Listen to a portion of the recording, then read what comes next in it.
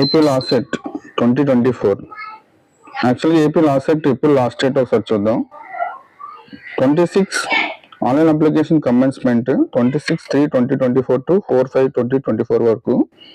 కానీ ఫీజు కొంత వెసులుబాటు ఇచ్చారు. ఎలా అంటే ఫైన్తో 5/5/2024 నుంచి అయితే 11/5 వరకు 1,500 రూపీస్. అదేవిధంగా 12/5/2024 టు 18/5 వరకు 1,000 రూపీస్. అలాగే 2,000 రూపీస్తో 19/5/2024 టు 25/5/2024.